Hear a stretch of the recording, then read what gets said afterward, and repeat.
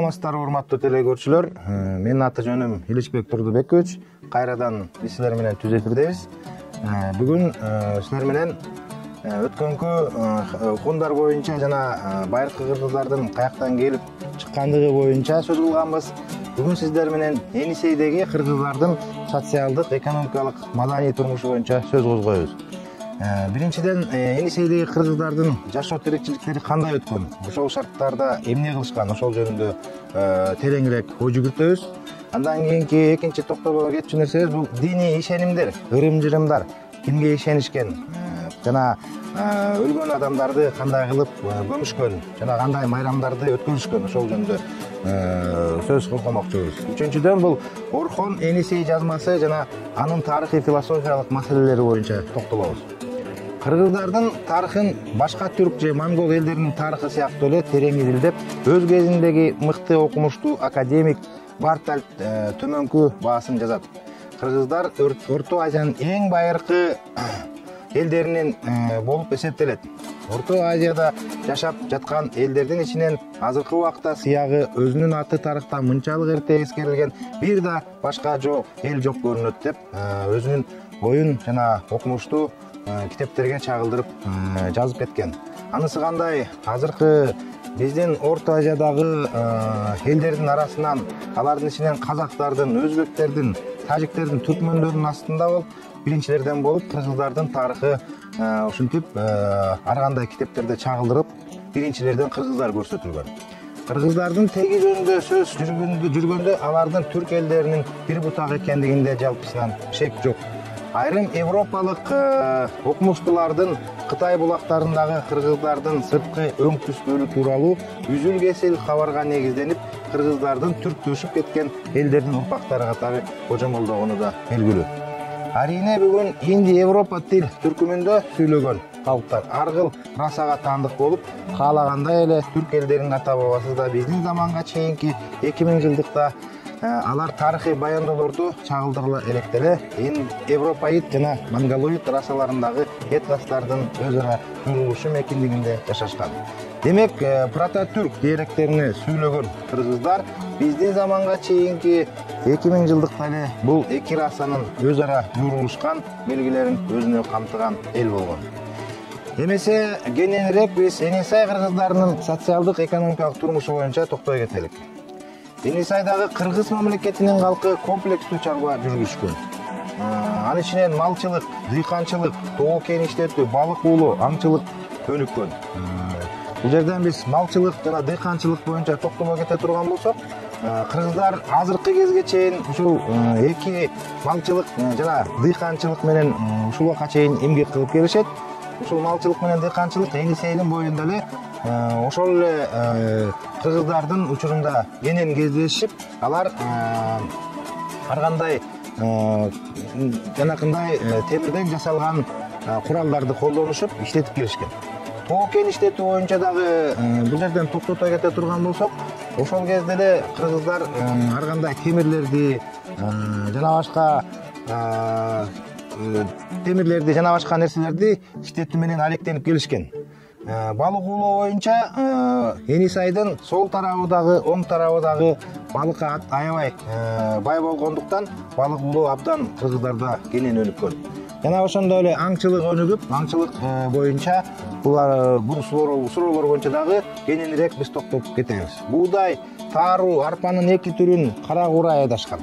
Мынакей бул буудай, тааруу боюнча токтоло кете турган болсок, буудай менен тааруудан ошол эле кездерде эле кыргыздар бозо жасашып, бозо менен элдерди чакырышып үйлөрүнө, боз үйлөргө ошол эле убактарда майрамдашып турушкан. Бозо болсо кыргыздардын дагы бир эң ыйык тамак аштарынын бирине кирген. Кара курайда кайдашып, кара курайдан ар түрлүү дарыларды да жасап турушкан. Эгинди арыктардын жардамы менен суарышкан. Унду жаргылчак менен тартышкан. Жаргылчак ошол эле кездерде пайда болгондугу мынакей ушул Енисейлик кыргыздардын жашап кеткен дорундагы нерселерден байкалып турат. Айыл болуп жашашкан. Айыл болуп жашашканда, мисалы үчүн, ал кезде өзүбүз билгендей боз үйлөр бар болчу. Боз үйлөрдү ошол кезде эле тигишип, жанакындай Энисайдын боюнда, Энисайдын сол боюнда, оң боюнда өскөн калың карагайлар бар болчу. Ошол карагайлардан кыргыздар ошол кездерде эле боз үй жасашып, баргандай айыл болуп жашашып, бири-бирин конокторго чакырышып, сыйлашып турушканы ошол убактан бери белгилүү. Үйлөрү 8 кырдуу жыгачтан тургузулган, же жарым жертөлөр болгон. Коро жайлары дубал менен курчалган. Мал чарбачылыгы, бадачылык жана көчмөн түрүндө өнүккөн. Мынакей бул жерде кездешип жаткан бадачылык деген сөз, мынакей азыр кыргыздар ушул убакка чейин колдонуп келатат. Бада деген сөз бул ошо уй кайтаруу деген сөз ушул илгертеден бери Энисейлик кыргыздардан тарап келе жатат. Жылкыларды, төөлөрдү, уйларды, койлорду багышкан. Байларында алар миңдеп саналган. Бай кедей болуп жашашканда бул жерден бир эле байдын үйүр койлору жана уйлары, жылкылары болгон. Малдын бир бөлүгүн колго багыш үчүн чөптү көп даярдашкандыгын ал жерлерден көп табылган ири чалгылар далилдейт. Мынакей биз азыркы чөп чабып жаткан чалгылар ошол эле кездерде Энисейлик кыргыздар да кездешип, ошол эле кездерде чөптөрдү сол чалгы менен чабышып, тазалап чөптөрдү тоют катары пайдаланып келгени бизге ушул убакка чейин белгилүү. Тоо токойлуу жерделер бугу, элик, кара куйруктуу текелерди өстүрүшкөн. Териси баалуу айванаттарга аң улашкан, балык кармашкан. Канаттуулардын жапайы өрдөк, каз көп болгон. Кыргыздардын жашаган жеринде кызыл карагай, кайың, илем өскөн. Карагайлар ушунчалык бийик болгондуктан жаадан атылган жебе чоңкусуна жетпей калчу. Жаа менен карагайды үстүнө бээлеп туруп атканда, ошол жаанын атылган огу кайра жетпей туруп жерге түштү экен. Кайыңдын көп өскөндөгү тарыхый булактарда көп эскерилет. Кыргыздардын адистештирилген бөлүгү кен издөө менен алектенишип, темир, жез, алтын, күмүш, калай, мышак сыяктуу ушундай химиялык заттарды иштеттиришип өндүрүшкөн. Темир усталар, зергерлер жогорку сапаттагы ар кандай буюмдарды жасашкан. Кыргыз усталары өзгөчө курал-жарак жасоо боюнча даңктанышкан. Энисейлик кыргыздар Борбордук Азияны басып өткөн Улуу Жибек жолу аркылуу соода жүргүзүп турушкан. Улуу Жибек жолу өзүбүз билгендей, азыркы Кыргызстандын территориясынан дагы өтүп, ошол эле Минусинск өрөөнүндө дагы абдан катуу өнүккөн жибек жолу болуп эсептелет. Бул улуу трассанын бир бутагы Кыргыз мамлекетине барган, тагыраак айтканда Турпан оазисинен башталып түндүккө Тувага кеткен жол Энисей агымын бойлоп жүрүп отуруп, Ажонун хан тактысына чейин жеткен. Бул Кыргыз жолу деп аталган. Көпөстөр бул жактан жылкы, амтери, мускус, жыпар, мамонттун казылып алынган сөөктөрүндөгү жыгачтын баалуу сортторун кан темирден, метеорит тектүү темирден өзгөчө бекем жана курч куралдуу жарактарды жасап, кылычтарды, канжарларды, найза менен 3 кырдуу жебенин уштарын, күмүш идиштерди сатып алышкан. Мынакей бул жерден кененирээк токтолуп кетелик. Гянгун деп аталып калган себеби кыргыздардын жанакы метеориттен жасалып жаткан темир боюнча айтылып атат. Ошол метеориттен жасалган темирлерден жасалган кылычтарын, жанакындай найзанын уштарын кыргыздар эч кимге билгизген эмес, эч кимге сырларын айтышкан эмес. Ошондуктан кытайлардын кыргыздарды Гянгун деп атап калышы ошондон себеп болуп келип чыгып жатат. Бул өлкөдө жасалган темир куралдарга ээ болуу азиялык, ал тургай европалык жоокерлердин сыймыгы болгон. Мынакей тыйын чычкандын териси соода жүргүзүүдө акча бирдигине барабар ролду ойногон. Тыйын деген сөз мына ошол убактан бери бизде тыйын деген сөз акча бирдигин түшүндүрүп келе жатат. Кытай чыгыш Түркстандан жана Согда чүй өрөөнүн кербендер Энисейге кездемелерди, жүзүм шарабын, асем буюмдарын алып келип турушкан. Кыргыздарда Саян, Кузнец, тоо тээктеринен жана Ал Турсун Миң өзөн талаларынан темир казып алуу негизи маселе деп эсептелген. Ошондой эле темир кендерин Энисейдин жээктеринен жана анын куймалары Абакан жана Туванын бойлорундагы кызыл карагайлуу токойлор каптаган кумдуу дөбөлөрдө эритип алышкан. Дал ушул аймактардан көөрүк очокторунун орду көп учурайт. Жергиликтүү эл бул жерлерди азыр дагы кыргыз узанган жер деп аташат. Эритмелердин калдыктарын талдап көргөндө кыргыздар кендерди 100 чакырымдан кем эмес аралыктан ташып келгендиги аныкталды. Кыргыздар темирди көбүнчө жаанын жебесин, алардын 3 жагынан кыр чыгарып, канат кейиптентип, жалпайтып, курч мүнөздүү кылып, массалык түрдө даярдашкан жана аны менен Азиянын бир катар элдерин жабдып турушкан. тагыраак айтканда сатышкан. Андан нары кош мүйүздүү кылып курч, канжар, чаап, айбалта, найза, жебенин учун, чарайна жана ар түрдүү ат жабдыктарын жасашкан. Кыргыздардын темир усталары айыл чарбасы менен үй тиричилик муктаждарын да керектүү шаймандар, буюмдар менен камсыз кылып турушкан. Алар соконун, типган, буурсун, борок, кетмен, балта, ошондой эле жыгач, темир түстүү металлдарды иштетүүдө зарыл болгон ар түрдүү шаймандарды жасашкан. Окумуштуулар Енисей кыргыздары менен замандаш болгон көк түрктөр жана башка түрк тайпалары метеорит типтүү өтө катуу металлдарды эритүүнү жана андан түрдүү курал шаймандарды жасоону так ошол кыргыздардан үйрөнгөндүгүн белгилешкен. Темир ийнеген усталар менен бирге чебер колдуу зергерлер болгон. Алар ар кандай буюмдарды, ар кандай жанакындай кымбат баалуу темирден жасалган, күмүштөн жасалган, алтындан жасалган буюмдарды жасап, зергерлер ошолорду сатып келишкен. Алар колодон, күмүштөн жана алтындан асеми артык аялдардын жасалгаларын, буюмдарды жасашкан. Орнаменттик оймо чиймелерди, жандыктардын турпаты, чөгөрүлгөн идиштерди, кемер куралдарды, ат жабдыктардын, тоголорду жасашкан. Карапа жазуу өнөрү кыргыздарда бийик деңгээлде жеткен. Кыргыз вазасы деген ат менен белгилүү болгон бир топ идиш аяктар жасалып, башка элдерге таралган. Кыргыздар патриархалдык чоң үй бүлөлөр болуп жашашкан. Көп аял алуу адаттагы көрүнүш болгон. Ошол эле убакта мусулманчылык тарай элекке чейин эле кыргыздар өзлөрү көп аял алуу менен дагы алектенгени ошол энисейлик кыргыздардын тарыхында кездешет. Колуктуу үчүн мал менен калың төлөшкөн.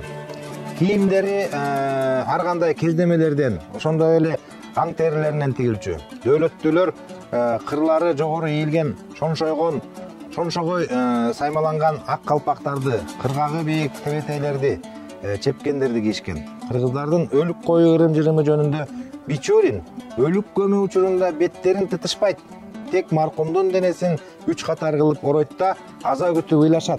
Андан соң табытты өрттөшүп, сөөктөрүн чогултуп, 1 жылдан кийин жерге көмүшөт деп жазган. Ак сөөктөрдүн мүрзөлөрүнүн казамактарынын диаметри 10-15 метрге чейин жетип, мүрзөсүн айланта 1-2 метрлик таштарды орнотушуп, коргон курушкан. Бул чаатас, согуш ташы деп аталган. Кыргыздар бутпарас динине сыйынышкан. Башка түрк элдеринде эле жубайлар Теңир ата менен Умай эне башка кудайлар болуп эсептелген. Перси тарыхчысы Гордизи кыргыздардын туткан динин өзгөчө ачык сыпаттайт. Кыргыздар индустар сыяктуу өлүктөрдү өрттөшүп, от эң таза нерсе, отко түшкөндөрдүн баары тазаланат деп эсептешкен. Өлүктү да от булганыштан жана күнөөдөн тазалайт деп айтышат. Кээ бир кыргыздар уйга, шамалга, сагызганга, кирпиге сыйынышат. Алардын арасында шамандар болгон.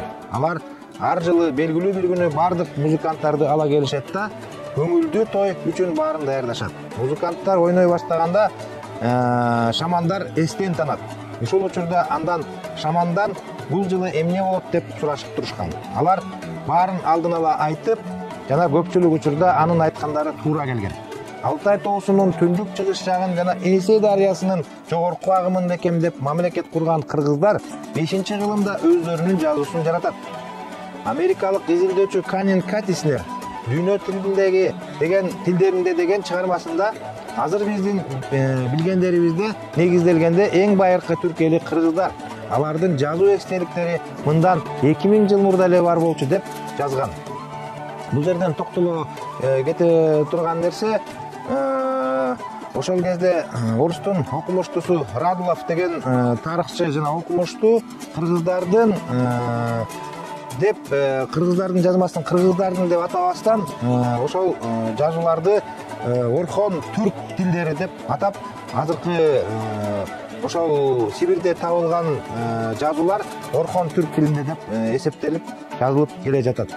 Негизинде кыргыздардын ошол жерде калтырган мурастары деп да койсок болот. Окумуштуулардын изилдөөлөрүнө таянсак, Енисей кыргыздары эң бери дегенде эле биздин замандын 5-кылымынан баштап байыркы Парсиянын, Арсакид империясынын арамей жазуусуна негизделген бир тилдүү жазууну колдонгон. Бул жазуу жаңы эрадан илгерки замандарга тагыраак айтканда мындан 2800 жыл мурун келип чыккан. Жаңы эранын башталышында Кичи Азия, Месопотамия, Египет, Мисир, Борбордук Азия өңдөөчү өлкөмдөргө тараган. Еврейлердин, арабтардын азыркы тамгалары деле арамей жазуусунун өз тилдеринин ылайыкталган түрү. Бул жазуу жаңы эранын 5-кылымы Енисей кыргыздарына да тараган.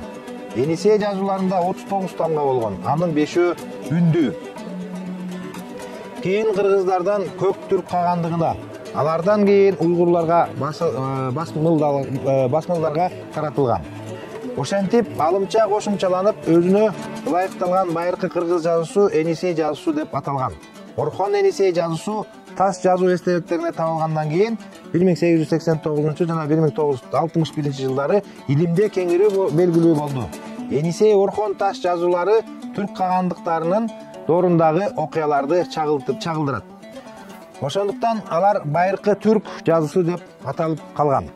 Жана мен 3-4-дөдөн токтолуп кеткендей эле, негизи ушул байыркы түрк жазуусу эмес, байыркы кыргыз жазуусу деп атаганда туура болмок деген ойлор келет. Кээ бир окумуштуулар Страленберг, Мессершмитт байыркы кыргыз жазуусун байыркы түндүк Европада колдонулган руна жазуусу менен окшоштугуна карап, аны руна сымал деп аташкан. 7 жана 12 кылымдарда Монголияда, Түштүк Сибир, Орто Азия аймактарында балбалдарга, тиричилик буюмдарына түрк элдеринин тилинде жазылган жазуу эстеликтери Орхон жана Енисей жазуулары деп аталган. Мындай жазуу эстеликтери Тувадан, Тоолу Алтайдан, Якутиянын түндүгүндө табылган. Өзүңүздөр билгендей, Тува, Тоолу Алтай жана Якутия азыркы Саха, Россиянын азыркы территориясында жайгашкан. Ошол жерде андан тышкары Хакасия деген республика бар. Ошол Хакасия республикасындагы көптөгөн жазуулардан ушул кыргыздардын жазуулары деп таанылып келе жатат. Жазууларды 1893 жылы даниялык профессор Томсон чечмелеген. Биринчи жолу 1894 жылы орус түркологу академик Радлов окуган.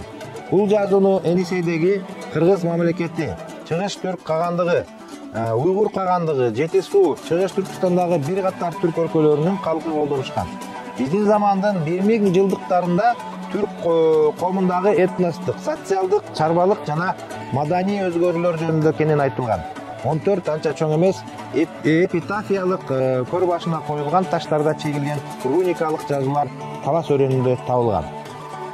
Алар түргөш кагандары Чабышчор, Сулук жана анын балдарынын башкаруу мезгилинде 716 жылы жана 740 жылдарга туура келет. Енисей жазуулары негизинен оңдон солду карай жазылып, окулган. Мындай окуу кандай жазууларга таандык десек, бул араб жазууларына дагы окшоштугу өтө чоң. Орхон Енисей жазуусунун ариптери моло ташка, аскага, кышка, чыгачка жана башка катуу нерселерге түшүрүлгөнгө ылайыктуу болгон. Ташка жазылган Орхон Енисей эстеликтери түрк урууларынын кайсы тилинде жазылгандыгы жөнүндө маселе талаш тартыш бойдон калууда. Эстеликтердин арасында түрк кагандыгына, кыргыздарга, уйгурларга, кымактарга арналган көлөмдөрү ар түрдүү жазуулар бар. Енисей талас Кочкор тараптагылардын жазуусу кыска, кошок сыяктуу чегилген жылдары белгисиз. Орхондукунда кыйла окуялар камтылган кеңири дастандар бар. Мисалы, Күлтегиндин эстелигинде ал жөнүндө кыскача поэма чегилген. Ушундай жазуу эстеликтери жашоо тургузуу өлгөндөрдүн туугандары, балдары кагандык тарабынан ишке ашырылган. Кыргыздар орто кылымдардагы түрк элдеринин ичинен күч кубаттууларынан болгон. Ал жөнүндө Енисейдеги 120дан ашык ташка чегилген жазуу эстеликтери баяндайт. Мынакей бул жерде токтолуп турчу нерсе да өр жолу Кытайлардын летопис катары колдонуп келген өзлөрүнүн жанакындай китептерине ушундай тарыхый окуяларды камтып жаза турган болсо, ушундай эле сыяктуу кылып биздин дагы кыргыздар, Енисейде жашаган кыргыздар ушул сыяктуу кылып таштарда өзлөрүнүн болуп өткөн тарыхтарын таштарда таштап жазып кетишкен. Ал эми андай жазуулардын канчасы бизге жетпей калгандыгы жөнүндө биз көп нерсени дагы эле билбейбиз. Кыргыздардын жазуусу 7 жана 12 кылымдарда колдонулган. Ар кандай себептер менен бул жазуу 13 кылымдан кийин пайдаланылбай калган. Эмне себеп болгону ушул убакка чейин белгисиз. Орхон Енисейдин жазуусунун элементтери кыргыз урууларынын тамга белгилери катары 20-кылымга чейин сакталган. Енисей кыргыздары бир жылда бир канча майрам өткөргөн. Алардын ичинен жаз майрамы, күз майрамы жана Ноорус майрамы өзгөчө мааниге ээ болгон. Ноорузга каган баштаган уруу башчылары катышкан. Алар бир жерге чогулуп, теңирге арбактарга сыйынып, ар кандай ырым-жырымдарды кылып, курмандыкка жылкыларды, койлорду, өгүздөрдү чалышчу. Мындан башка обо мазарларга жана ата-бабалардын мүзүлөрүнө барышып, аларга коюлган жыгачтарга көк, кызыл, ак, сары чүпүрөк байлашкан. Мына азыр токтой кетсек, ушул чүпүрөктөр боюнча кыргыздар эзелтеден эле ушундай мазарларга, өсүп турган талдарга ар кандай жиптерди жанагындай ар кандай ушундай ар түстүү жиптерди байлап кетишкен. Башка түстөгү чүпүрөктөргө уруксат берилбеген. Кыргыздардын мазарларга чүпүрөк байлоо салты ошол мезгилден калса керек. Енисейлик кыргыздардын байыртадан калган салты жана ажонун түзгөн тизмеси боюнча жогоруда айтылган майрамдарда ар бир уурунун жана тайпалардын аксакалдары жыйналып, аларга караштуу элдин абалы, адам жана малдын саны, түшүмдүн көбөйгөндүгү, азайгандыгы жөнүндө каганга эсеп өткөрүшчү. Андан кийин ар кандай оюндар көрсөтүлүп, майрам 3 күн, 3 түнгө созулчу экен. Ноорус майрамында ар түрдүү оюндарды көрсөтүшкөн. Эл теңирге сыйынып, ар түрдүү ырым-жырымдарды жасап, жаңы жылдан жакшылык тилешчү. Ошол кезде кыргыздар көжө деген тамак жасашкан. Көжө деген тамакты азыркыга чейин кыргыздар жасап жүрүшөт. Ошол көжө тамагы ошол эле Енисей кыргыздары жашап турган учурда эле жасалып келген тамактардын бири деп койсок болот. Аны даярдоонун эжерелерин эл ушул күнгө чейин сактап келет. Байыркы Кытай жазуу булактары Таң империясынын жаңы жылнамасы, кыргыздар шежиреси, Енисейлик кыргыздар түрк тилинде сүйлөшкөн тайпалардын ичинен эң алды болуп туруктуу календарга ээ болгондугун билдирет. Кыргыздар жылдын башын баш ай деп атаган жана 3 айды бир мезгил деп эсептеп, ар бир мезгилди жаз, жай, күз, кыш деп аташкан. Ар бир жыл 12 жаныбардын аттары менен аталган. Жылдын башы куску, чычкан, андан кийинки жылдарга уй, барс, жолборс, ташкан, коён, элүү ажыдар, жылан, конт, жылкы, кой, бичин, мечин, маймыл, тагынку, тоок, ит, лазгын деп ат коюп, кишилердин жашын кайсы жылда туулганы боюнча эсептешкен. Кыргыздар колдонуп келген айдын аттарынын көбү айбанаттардын аттары жана алардын төлдөө мезгилине туш келгени байкалат. Урматтуу телекөрүүчүлөр, мына ошентип бүгүн биз сиздер менен кыргыз мамлекеттүүлүгүнүн түпкү деп эсептелген Енисей мамлекетине токтолуп, ошол кезде жашап өткөн кыргыздардын шарттары жөнүндө, социалдык жана жашоо шарты жөнүндө сиздер менен кененирээк токтолуп, жана кененирээк маалыматтарды бергенге аракет жасадым. Кийинки көрсөтүүлөрдө дагы кыргыздардын басып өткөн жолдору жөнүндө кененирээк сиздер менен сүйлөшмөкчүбүз. Жана ошондой эле кийинки биздин темабыздын аты Улуу Жибек жолу жана Улуу Жибек жолу аркылуу кыргыз мамлекети аркылуу өтүшү жөнүндө сиздер менен тереңирээк жана кененирээк сүйлөшөбүз. Бүгүнкү сабагыбызды аяктап жатып,